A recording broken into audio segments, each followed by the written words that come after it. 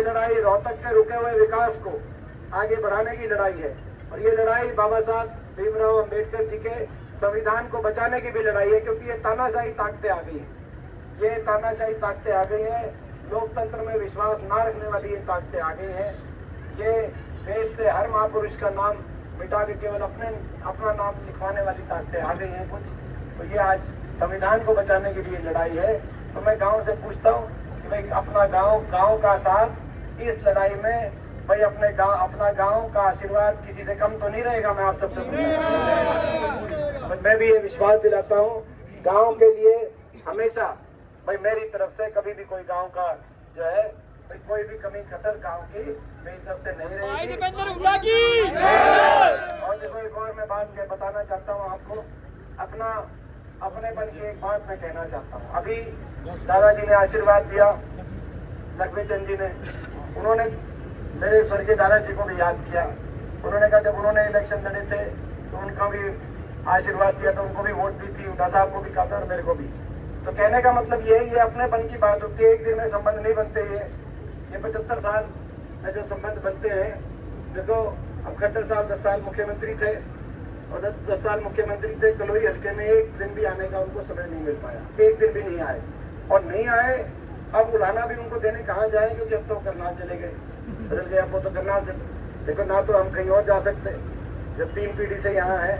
और भाई हम तो जो है जो अपना जो करेंगे आपके लिए करेंगे, कहीं अच्छा करेंगे तो आपसे आशीर्वाद लेंगे, कहीं कमी रहेगी तो कम से कम हमारा कान पकड़ के 10 बार बुलाना दोगे तो उसको बुलाने को स्वीकार करके उसका समाधान करेंगे।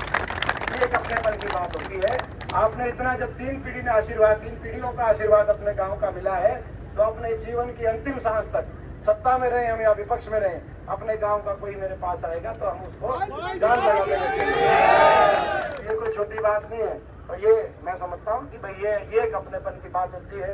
तो आज अपने गांव ने इतना जो मान सम्मान स्वागत किया, मैं पूरे गांव के छत्तीसगढ़ का धन्यवाद करते हुए भाई बताओ भाई पूरी तरीके से निश्चिंत होके निफराम होके अगले गांव में जाए भाई इलेक्शन, अपना गांव इलेक्शन संभाल लेगा भाई। बहुत बहुत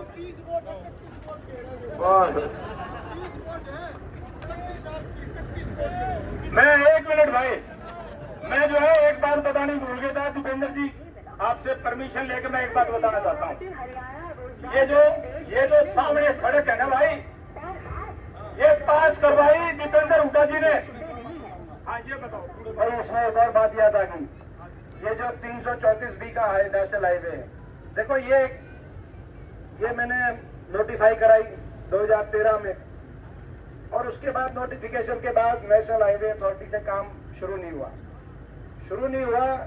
तो मैं जब मिला केंद्रीय जो परिवहन मंत्री हैं इन्हीं की बीजेपी की सरकार में, जब मैं मिला तो उन्होंने एक चिट्ठी दिखाई। वो चिट्ठी मैंने फिर प्रेस में भी जारी करी, आपको याद होगा वो चिट्ठी।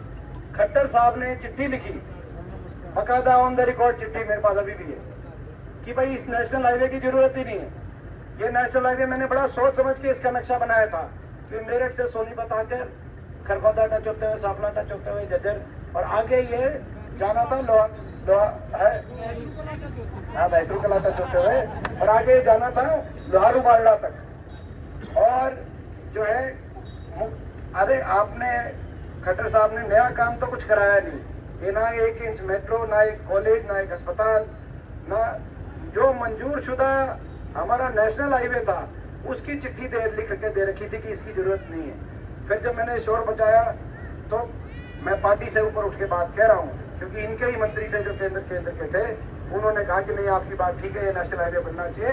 इन्होंने झज्जर तक का आगे जी चलो पहले चरण में आपका झज्जर तक का बनवाएंगे, फिर झज्जर के आगे का उससे दूसरे चरण में बनवाएंगे। कहने का मतलब ये अब तो चलो मैं उनके बारे में क्या कहूँ, अब मुख्यमंत्री बीजेपी ने ही बदल दिया मुख्यमंत्री, लेकिन भी बनवाई है और ये खरखोदा में IMT लेके आए, खरखोदा में IMT, रोहतक में IMT, इसीलिए कि भाई ये इलाके में इंडस्ट्री आए। जो मैंने कहा कि भाई ये सोनीपत रोहतक का एरिया हम भी उतना ही दूर है दिल्ली के जितना नोएडा और गुड़गांव। मैं इस इलाके को आगे लेके जाने के लिए मैं समझता हूँ एक कोशिश करी थी, और अब आपका आशीर्वाद से अब राज बनेगा।